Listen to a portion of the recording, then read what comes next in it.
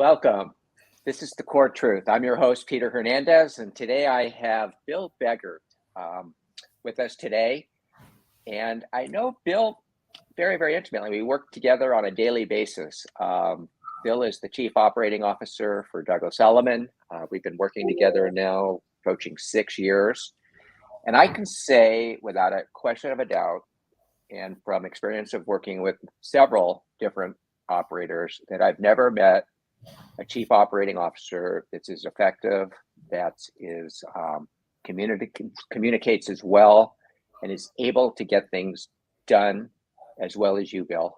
And I mean it very sincerely. And it's a pleasure to work with you.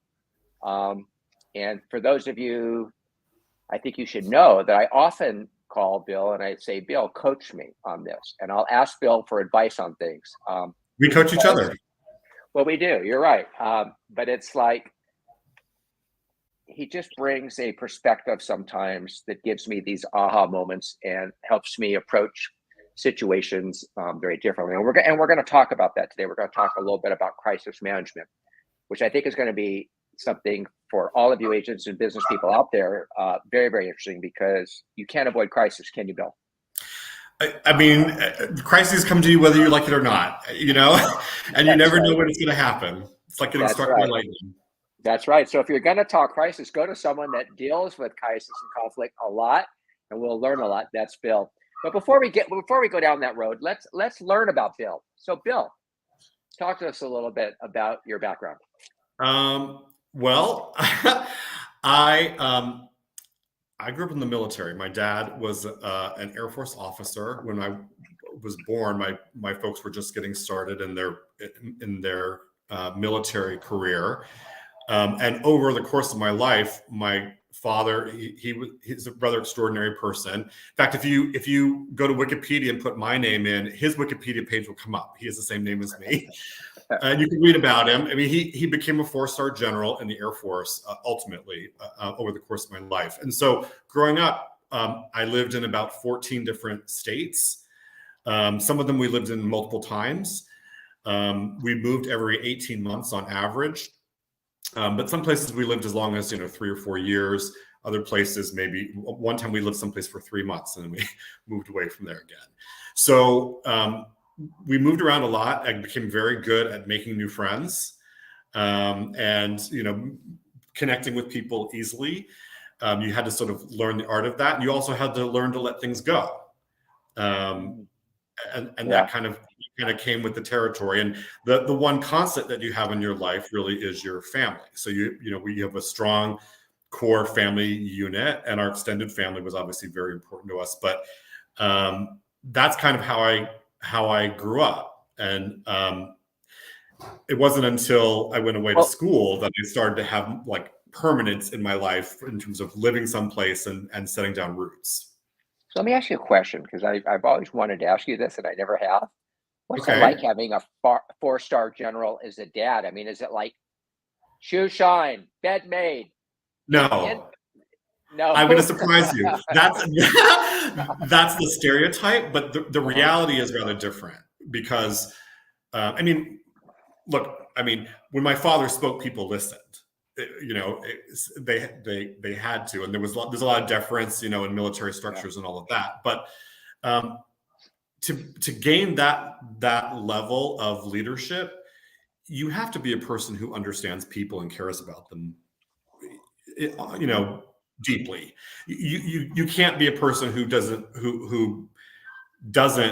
understand people or take an interest in their lives, or just sees them as functions, and achieve that level of success. It doesn't happen it doesn't happen in any, I think, successful business, and it certainly doesn't happen in the military. Yeah. So he was a great father, and gave me and my sister, a wonderful upbringing. And I'm happy to say he's still alive, and we speak all the time, and he coaches me too. I imagine you go to him for advice. That would be such a great resource. So Bill, I don't think people know that you're kind of people probably think of you a lot as a right brain, I would think, but I think you have a very, very strong left brain too. You're like, you play tennis. I imagine you have a good forehand and a good backhand, because I do.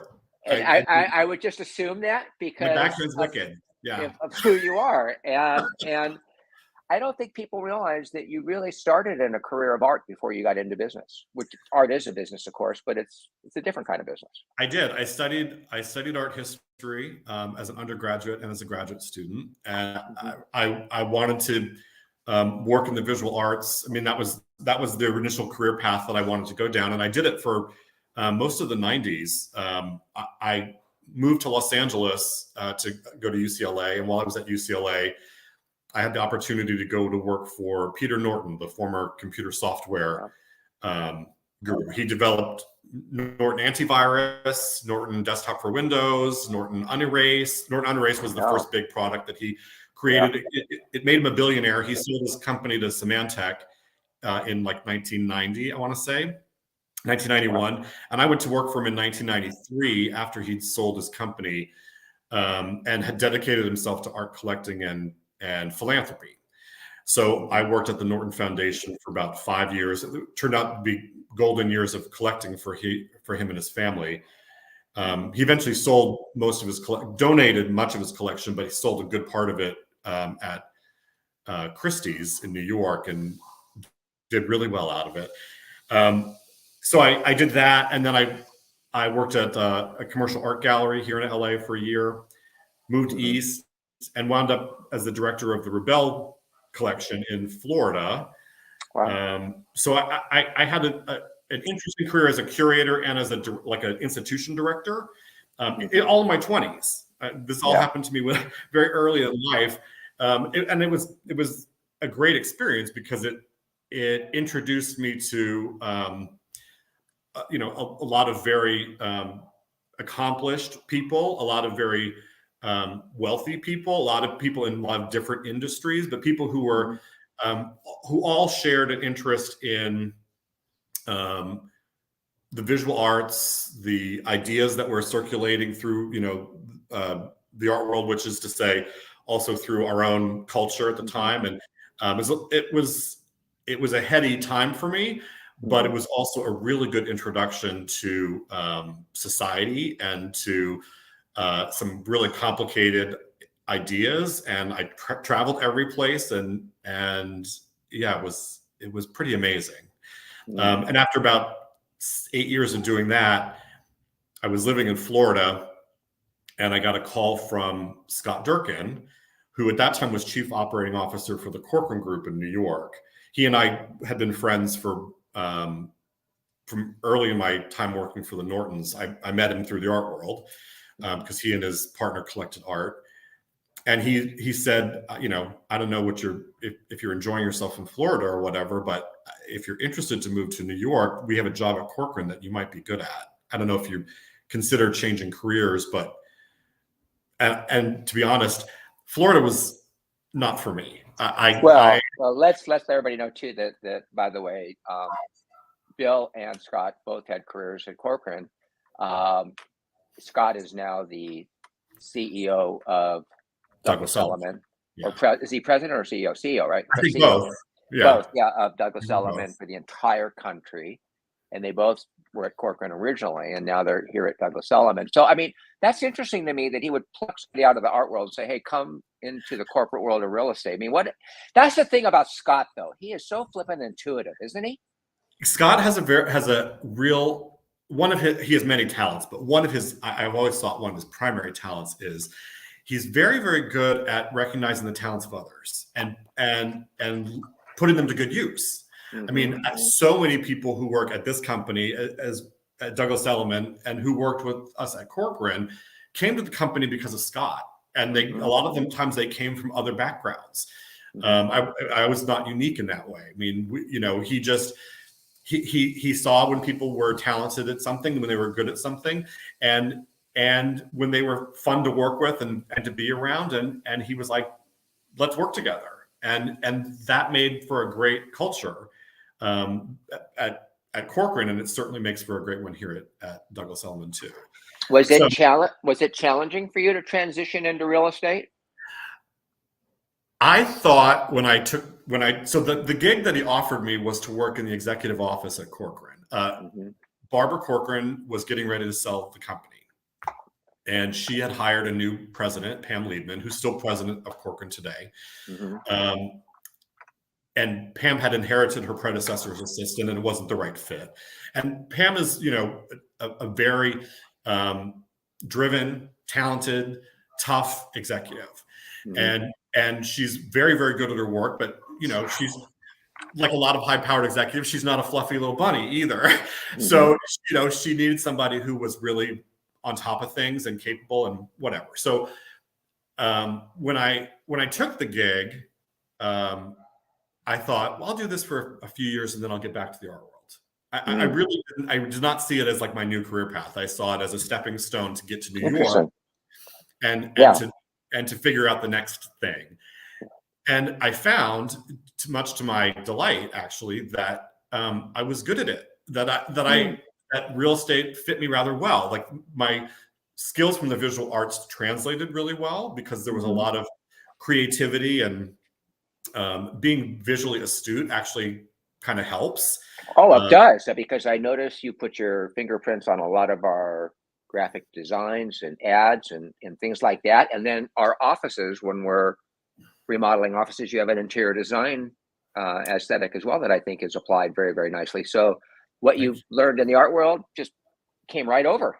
Yeah. And in some ways, understanding homes is part of that too. I mean, the agents use a lot of those same skills in their everyday work. So it became easy to talk to them. And I found that I enjoyed them. They were full of life and funny, and they had access to so many interesting people and places. And and everyone has amazing stories. And it was just, it suited me really, really well. I was very comfortable. And the other thing I will say about the job I had at Corcoran and the people at Corcoran was that they gave me more and more and different things to do. It wasn't like they pigeonholed me into one role. They found that I was good at things, and they said, okay, can you do this project for us? Or what about this? Or if I had ideas, they listened to them, and sometimes we implemented them. So it was like, it was a very fertile place to grow. And it just, one thing led to another, and it just sort of became my new career path. Eventually they said to me, look, we're giving you so much to do. You can't be an assistant anymore. We're just going to have to make you a manager. And that became the path into sort of an operational role at Corcoran, and what led me to be in the role of COO here in Douglas Elliman's Western States. Which is an interesting story in itself, because like about 6 or 7 years ago, you decided, I want to move back to California. I think I'm going to take some time off. The high pace New York lifestyle is kind of like been a lot of fun, but I think I'm ready for a change. And so you moved to California, and then you got the call from Scott again. So the second time in my life, I know the day I met Scott Durkin is the luckiest day of my life, because twice it's led to this amazing career opportunities. But because Scott is now at Douglas Elliman, right? He gives you the call. So after 17 years of working at Corcoran in New York, I had maxed out on New York and on my career path at that company, and which I don't say as a critique, just as a reality. I'd started as Corcoran was a great company, undisputedly. And I was very happy there, but I reached a point where it was like I couldn't grow anymore inside of that organization. I needed something different. And when you live in New York long enough, New York is for the very young or the very wealthy. And there came a point in my life where I wasn't either one of those things. And and I was like, I think I need to get out of here. And I became single, and I was ready for a change. And I thought, you know what? I've always wanted to move back to California. It was always in my mind to get back to California. I'm gonna leave this. I'm gonna say goodbye to all this, and I'll figure it out. And I'll find a new career path. And my family, by that point, my folks had retired, and they all lived out here. My sister lives out here.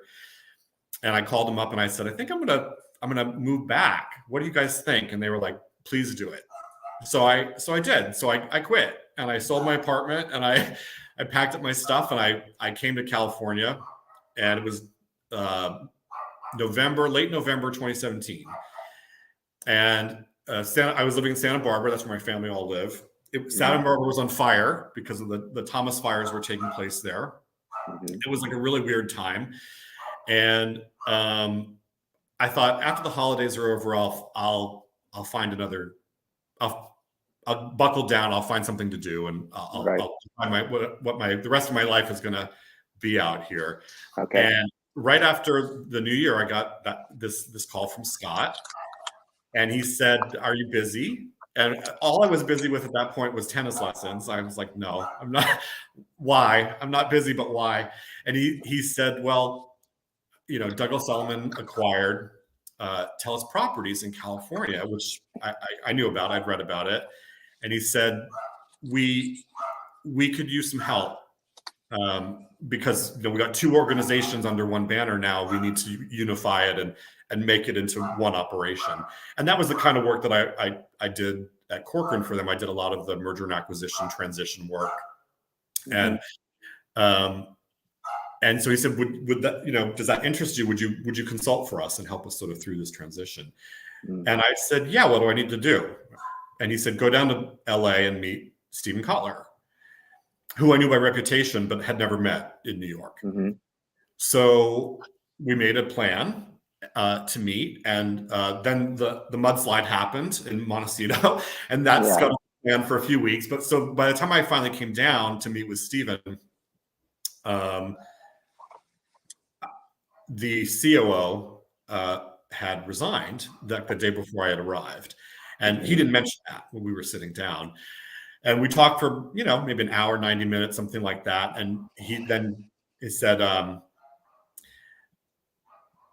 had you down here a little bit under false pretenses. Well, not exactly, but when we called you, we wanted a consultant, but now I want a COO.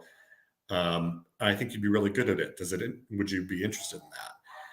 And I thought, well, on the one hand, I thought I wanted to get away from real estate, but on the other, this is what I've trained my whole career to do. Yeah. I mean, you never get out, Bill. You realize that once you're in. I know, right? They get their claws in. So, and it turned out great. I mean, it's been now 5.5 years, almost 6 years, like you said. Yeah. And I've really, honestly, professionally speaking, I've never been happier. I love working at DE. I love working with you and Stephen, and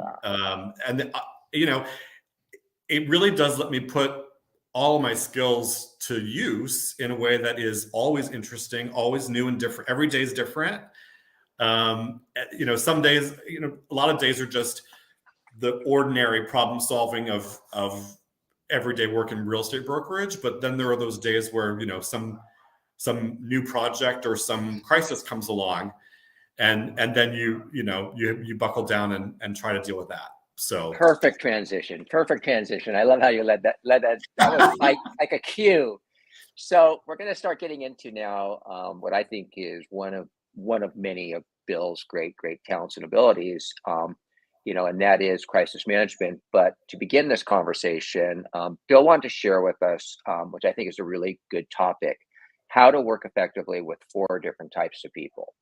So Bill, why don't you take us through that? Yeah. So before we talk about like how to tackle a crisis, I think we have to recognize that there's all different ways of working, but we can distill those ways of working, or the approach that people take to their work, in sort of 4 different categories.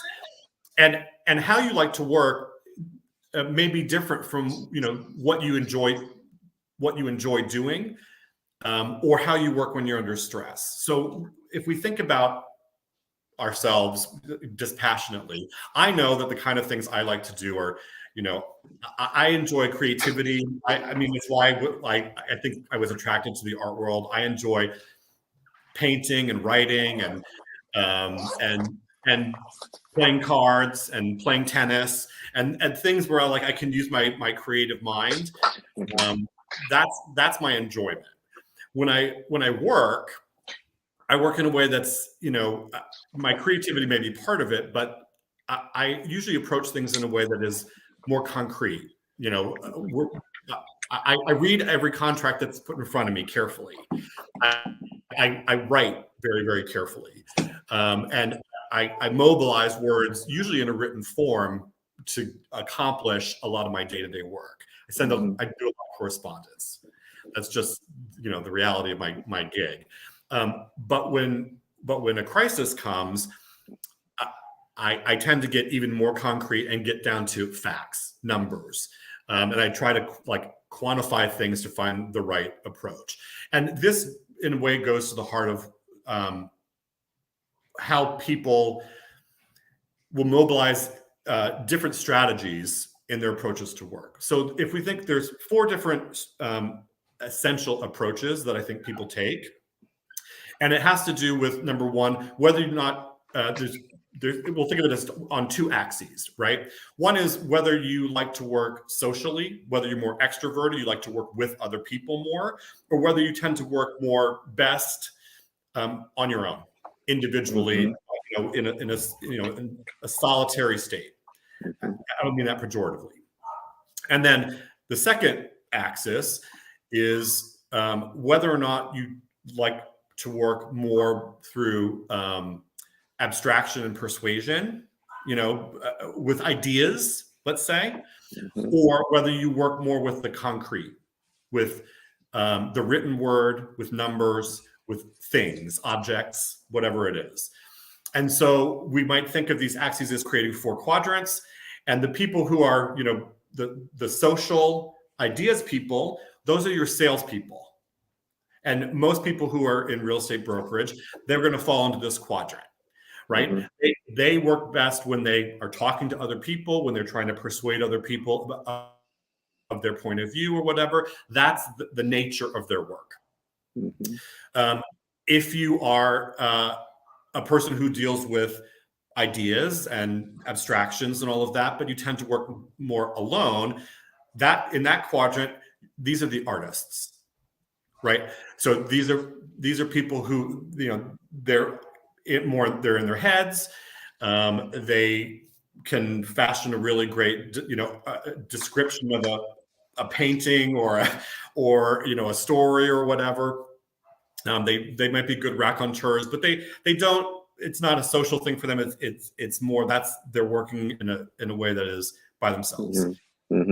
Then for people who are dealing with the concrete, the written word, numbers, things, if it's more social, it's about communicating with others or whatever. This is how I like to work best, right? And how I usually work every day.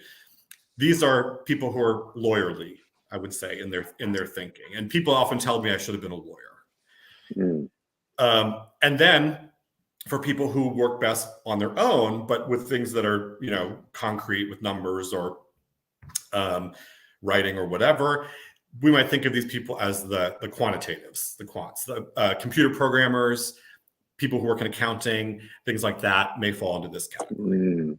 So 4 different types, 4 different approaches, and the approach that you adopt and that you take will be different for you depending on if you're doing just something you enjoy, if you're just doing your everyday work, or if you're working under stress, which is to say in a crisis mode, or you know, against a terrible deadline or something. And the challenge that I have found in my business, in our business, in real estate brokerage, with salespeople in particular, is that the skills that they are best at, persuading other people of their point of view, right? Talking to other people and helping them to sort of formulate decision making and get through a complex process by persuasion. These are sometimes not ideal skills for navigating a crisis. Interesting. And so I have some suggestions for people. I want to talk a little bit about what we should think of doing when a crisis presents itself, because I think especially for agents, look, an agent is the CEO of their own business, right? They're leaders of a small business, and they have to have a sort of entrepreneurial and leadership approach in order to be able to do their job effectively. Mhm. When a crisis comes along, so in a way that's good. That positions them to be a leader, but it also means that they have to take the leader's role when a crisis comes along, and they have to dig in ways that are not some ways best suited for the way that they like to work. Yeah, I get that. So let's get into it. What is your art? Let's just talk about your art in crisis management. Yeah. I mean, I think what makes me good in a crisis is that the way that I like to work and what my go-to strategies are when a crisis comes along, when I'm under stress, are very much aligned with the kind of skills that one needs to have to successfully navigate a crisis. When a crisis comes along, facts are your friends, right? You really need to be as concrete as you can to know what contracts actually say, what terms you've agreed to work under, what the numbers actually show, and you kind of have to put aside any other considerations while you do that. That can be very hard because, for one thing, you kind of have to set emotion aside a little bit. And it's not that I'm not an emotional person, but putting emotion to one side of work and looking at things dispassionately is something that I think I'm sort of good at. You say that, Bill, but Yeah. And let me put it this way to everybody: is in your role, you have to say no a lot. You do. Yeah. Because you're in charge of the treasury. You're in charge of the financial health of the firm. You really are. And Right. everybody relies on you for that. So you can't say yes to everything or we'll go broke. I can't. But I also try not to say no as such. What I try to do is help people understand why I need to take the approach that I need to take. Correct. But my point is that you do it in such a way that I feel people walk away from it feeling, I understand. I may or may not like it, but I understand. Right. And that's the best result you can hope for. For 100%. Well, I think because, first of all, I try to be as positive as I can, as poised as I can be, and let people know that I really am trying to help all of us to succeed. One thing that I often will say to agents is, your success is my success. I'm on your side 100%, because if we don't make money, if you're not successful, I'm not successful. But that doesn't mean that I can afford, for example, not to make any money at the end of the day. Like I still have to be able to show our bosses that we made some money out of it. Otherwise, they'll get rid of me and get somebody else. Well, we shouldn't be apologetic about it either. Right? No, we deserve to make money here, too. right? Yeah, no, we deserve to make money. we should all be making money, but together we're partners. Yeah, and we also need to be able to say these systems that we've lived under aren't working anymore. That this happens a lot. Why is that? Like, if we need to change things, just because we've always done it this way doesn't mean we always should. And we should be willing to tear down a structure if that structure is antiquated or no longer holds true because the world has changed or whatever. And I mean, look what happened when the pandemic came along. The pandemic is the perfect crisis scenario in a way, because it was out of everybody's control. Nobody really knew how we were going to get through it, when it was going to be over, or how to navigate the situation that it presented and still be able to operate. And we had to sort of figure that out on the fly and be communicating to everybody and in front of everyone. And we had to own our roles, be the leaders, and chart a path. And it was difficult. And it was so difficult because you remember, I mean, just to have to tell agency can't go in the office, or you've got to wear a mask, or you've got to stay this distance apart, or Right. these are not easy conversations. No, but we can't shirk them. We can't. No. We have to confront them head on, and in confronting them head on, you show the sort of leadership that people need. You say to people, look, we don't have to be afraid of it. We're going to get through it together. And we care about getting through it together. We care about you. We care about our business, and we want to find the way through that is going to still allow all of us to live our lives. And look at all the positive that came out of it. Our morning Zoom calls, for example, the way we communicate with the management team now on a regular basis. Some of these things haven't even gone away. And I don't think they will. I think they'll be part of our lives forever. Correct. And we shrunk our footprint, which, while painful, was also the right decision, because it meant we could focus on what was really important, where we were making the lion's share of our income. And we limited ourselves to the constituents that we were in position to serve best. Mm-hmm. And while that was, those decisions were painful because we cared about the people that we were, ending our business relationships with, it was the right thing for the business and for and for the organization. So in crisis management, what you said to me was so interesting, was that you take things and you bring it to the concrete, the immovable facts, so to speak, the things that we can feel however we want. These are the facts. So let me talk about a few essential strategies for everybody. All right. I made a few notes because I wanted to get concrete for everyone. And these are things that I think everybody can adopt. I mean, some of this you will adopt in approaching any kind of problem solving, even if it's not a crisis, right? If it's just ordinary situations. But in a crisis, I think these are things that are important. So 4 things to start with for crisis management. The first is you want to have the right team around you. And this is true in any business.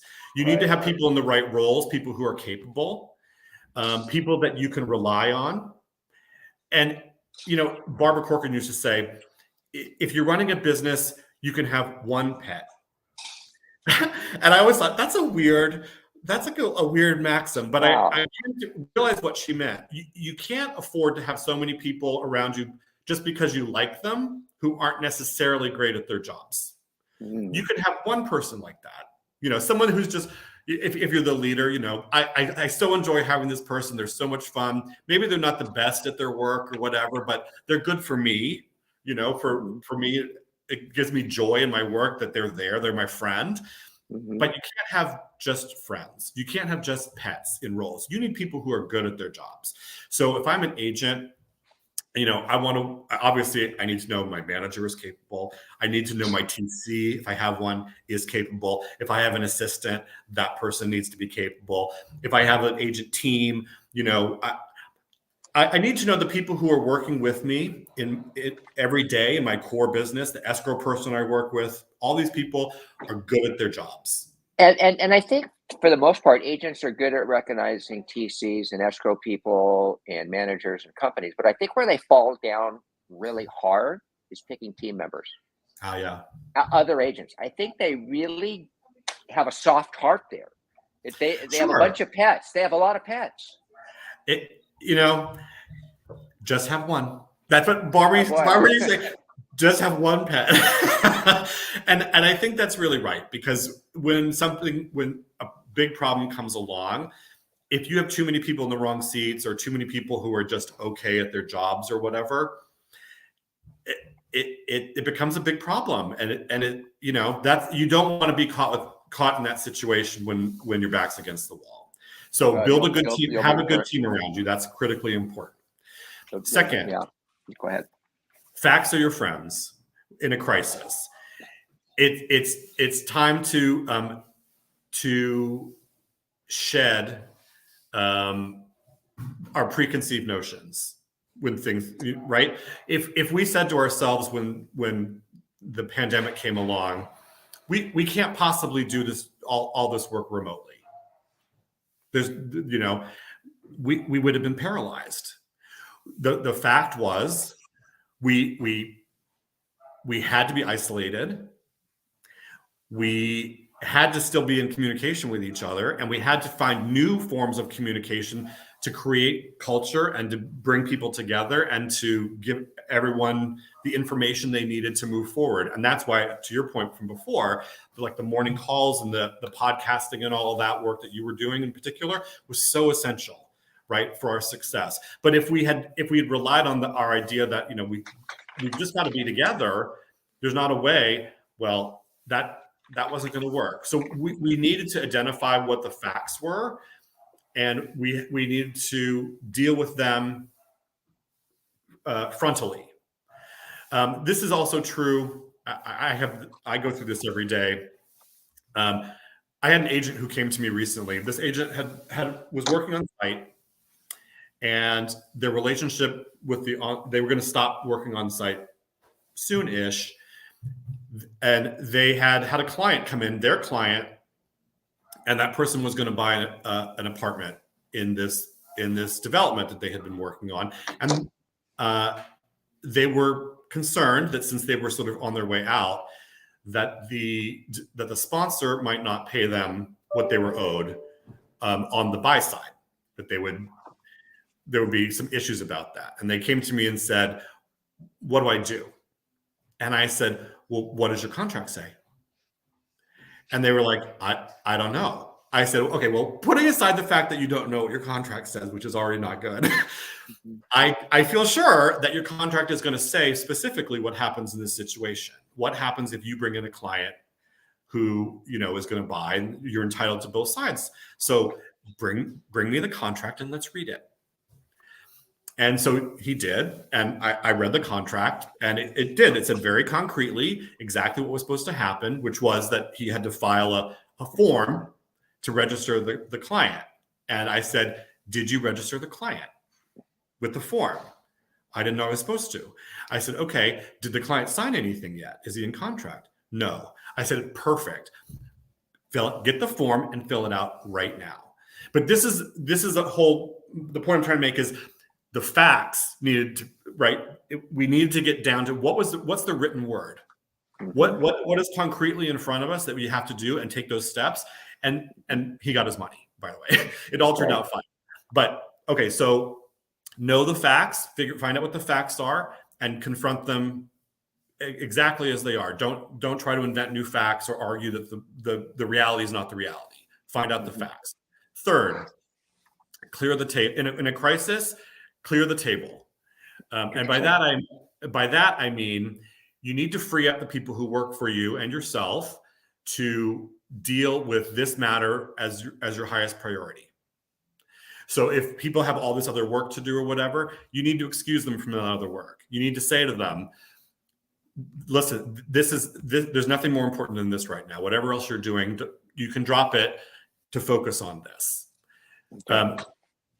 And that goes to the fourth one, which is resolve the crisis as soon as you can. I love it. There's nothing more dangerous for you from a business sense than to have an unresolved crisis, you know, festering, lingering, that people are talking about, because the longer it goes on, the worse it gets, right? Not only is the crisis itself going to grow, but the talk around the crisis grows. Yeah, I agree. And it doesn't go away, does it? By itself, it does not. Usually. No. And so we have to manage those things. So now, so those are the four things to concrete actions to take when a crisis presents itself. Have the right team around you that is in place. Find out the facts. Clear your schedule and the schedule of your people to grapple with the crisis, and tackle the crisis urgently as soon as you can. Now let's talk about leadership. Four things as a leader, which every agent is. Remember, you're the CEO of your own business. So the four leadership qualities, or the four leadership steps that you have to take as leader in a crisis. Okay. First, be poised and positive. So approach it all with an air of can-do spirit. We're going to get through it. I'm positive that that this is going to be resolved. Don't worry. People look to you to see how to think about it, to see how to behave. If you are freaked out by the crisis, if you are panicking because of the crisis, guess what they're going to do? Panic. 100%. So only by letting people know, I've wrapped my arms around it. I'm in command of it. Here's the steps I've already taken. Mm-hmm. Right? Here's the pathway, or here's how soon I'm going to know the right pathway. Here's what we're doing right now to figure out the solution, whatever it is. So, but approach it in a way that is poised and positive. And hand in hand with that, of course, is the second thing: communicate. Nothing is more important for you as a leader than communication, and over communicate. Communicate repeatedly. What's the average number of people that, if you sent an email to 100 people, what's the average number of people that read that email? Do you know? I don't know. 30%? Very good, Peter. It's a third. Mm-hmm. 1/3. So guess what this means? In order to reach as many people, to get the message across, you have to communicate important things 3 times. Well, I think advertising says 7 times, but 3 times is probably enough. Well, they're trying to get money out of you. They're not just trying to. I mean, it's probably 3 times before the jingle, like the earworm is in your brain. 7 times before they get your money. But to plant the idea 3 times. Mm-hmm. So communication is key, and communicate really important concepts or steps 3 times so that everybody is aware and on board. Third, take ownership. And this is hard sometimes for people. I see this in people. They look for someone to blame. They feel better if they can say, this is the person who fell down on the job. This is the person who didn't do what they were supposed to. That serves no purpose, and it serves no useful purpose with the people who are looking to you for the solution. They're not interested in who failed to do their job. They want to know that who is taking ownership of the solution. They want to know they're going to be safe and okay. The smartest thing, who was the buck stops here president? Harry Truman? Yeah. Was that he had it, and he had it on his desk? That is an excellent slogan. But when it's more than a slogan. And I think part of that is also, don't be afraid to say you're sorry. Even if you don't feel you're the one at fault, right? Because for a lot of people, they need to know that somebody simply cares about them and is willing to acknowledge that something went wrong. Yeah. And saying you're sorry can do that. I've seen so many situations. I have diffused so many situations by apologizing for things I had nothing to do with. Because people appreciate it, and they feel like, oh, I'm hurt. He gets that I'm hurt by this. Right. So take ownership. And the last thing, and most important, be present. This kind of goes back to the idea of clearing the table. And you as the leader have to prioritize being present for solving the problem. Right. If a crisis presents itself when you were going to Cabo that day, don't get on the plane to Cabo. Or you're always on your phone and not listening carefully or whatever.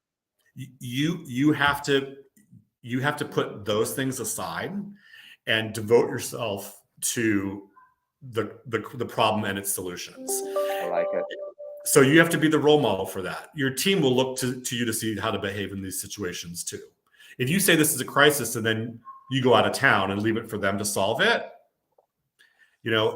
that's not acceptable. So 4 leadership things: be poised and positive, communicate, take ownership, and be present. So, Bill, we're out of time, but did you have one more thing you wanted to say? Well, a lot more?